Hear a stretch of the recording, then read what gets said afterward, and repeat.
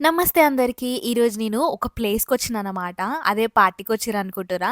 అట్లేం గాదు. గీడున్నోళ్ళందరూ different different బిజినెస్‌లు నడిపిస్తారనమాట. ఇక్కడికి ఈళ్ళెందుకొచ్చిర్రంటే కనెక్షన్‌లు పెంచుకోనీకే.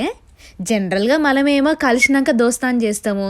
కానీ వీళ్ళేమో దోస్తాను చేయనీకనే కలుస్తారన్నమాట.